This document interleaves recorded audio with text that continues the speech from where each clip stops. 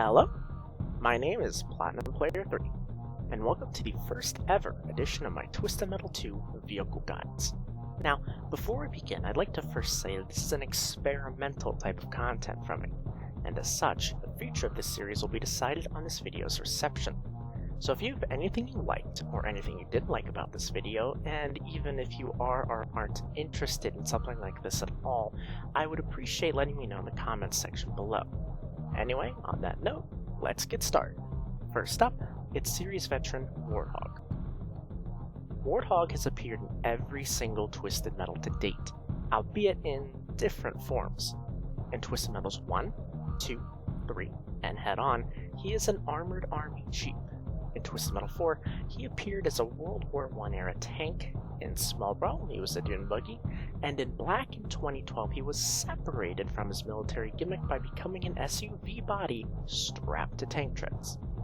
In every instance except Small Brawl, however, he kept his trademark heavy armor combined with slow speed.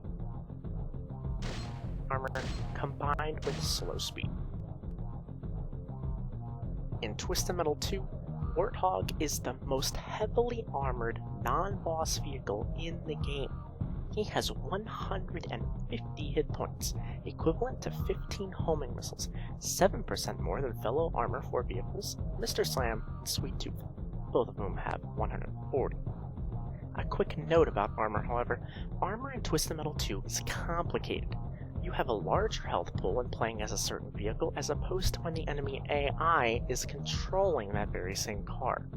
In addition, both players have more health when playing against each other in a two-player challenge match, so the hit point values being discussed here should be taken as a guideline to compare with other vehicles, versus being taken as exact statistical values. Slam can pick up Warthog, unsurprising due to his small size, and due to that very same size, ramming is an area where Warthog loses out to some of the larger vehicles, like Slam. He only deals slightly better base ram damage than medium cars like Shadow, meaning that while ramming is nonetheless still effective against smaller vehicles like Spectre, Warthog has trouble with dominating the game through just ramming. Most of the other heavy vehicles would be in this regard. Warthog's speed, however, is another area where this vehicle shines. While 100 mph may still be well below the average Twisted Metal 2 top speed of 117 mph, as far as non-boss vehicles are concerned, for his armor, Warthog moves quite fast. It's 1 mph slower than his only Speed 2 rival Axle, although this is of course negligible. His maximum turbo speed is 138 mph, exactly tied with all Speed 1 and 2 vehicles in-game, meaning his turbo speed gain is not too great, unfortunately.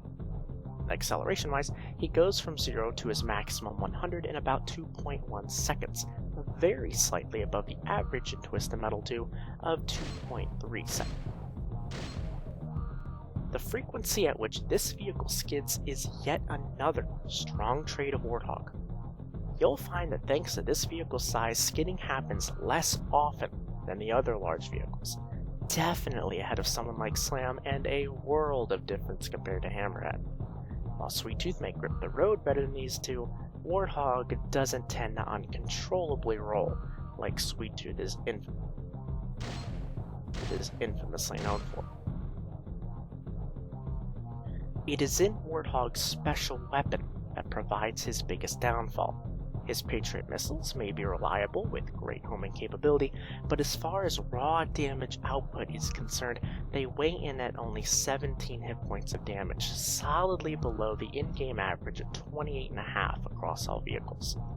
While the recharge rate of the Patriots may be slightly above average, overall this combination of low damage combined with near average recharge makes for a special that won't be wiping away hordes of enemies anytime soon. Thus, while someone like Slam gets by on his loader's pure damage, and someone like Sweet Tooth benefits from an amazing recharge rate, Warthog does not possess these traits. So knowledge of where good weapons are located, combined with good inventory management, proves to be much